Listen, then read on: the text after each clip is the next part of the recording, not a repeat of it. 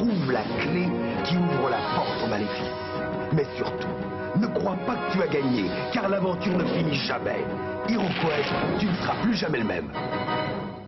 Ah, certains plongent dans la nostalgie des différentes parties effrénées de leur enfance. HeroQuest, Space Crusade, L'île infernale et bien d'autres.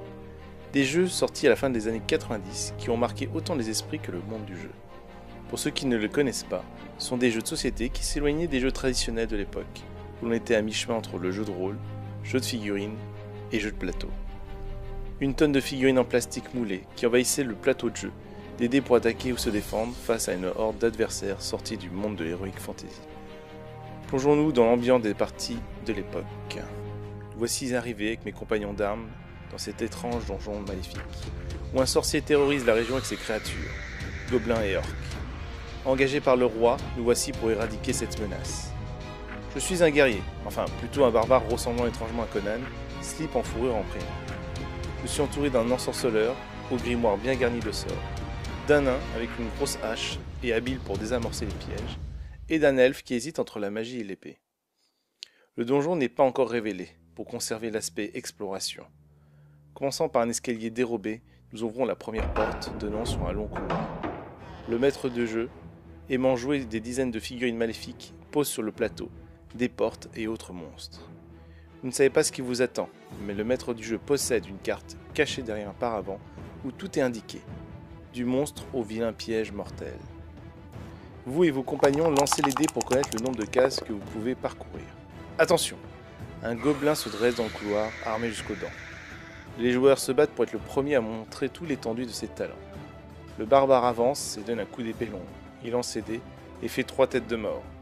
Le gobelin, possédant un dé de défense et un point de vie, n'a mathématiquement aucune chance et périt sans même avoir lancé des dés. En avançant, le barbare a fait découvrir un nouveau couloir, où plusieurs gobelins et orques l'attendent. L'ensorceleur avance et lance un terrible sort d'attaque. Le nain avance, mais ne marche pas assez vite pour atteindre sa cible.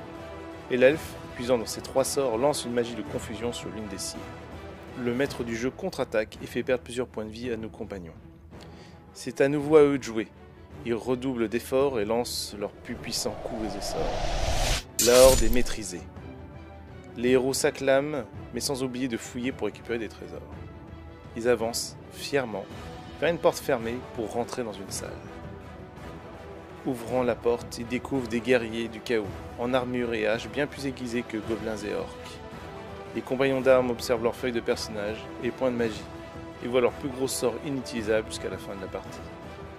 Le regard inquiet, ils observent le maître du jeu, au sourire narquois, qui avance ses pions pour contre-attaquer avec ses pièces les plus fortes. Une salle et 2 couloirs, et voici nos compagnons hors d'état de nuire. Bon, pas grave, on recommence et cette fois-ci, nous serons bien plus prudents. HeroQuest, devenu une simple aventure en jeu de plateau de nos jours, était si exceptionnel pour les enfants des années 90 qui ont rêvé suite à de nombreuses parties et qui voyageaient à travers les pions et quêtes proposées dans le jeu et ses extensions. J'espère que ce petit instant de nostalgie vous a fait plonger, un court instant, dans le monde de votre enfance et vous a redonné envie de ressortir du placard HeroQuest. Un jeu devenu rare d'ailleurs, car n'étant plus édité depuis de nombreuses années.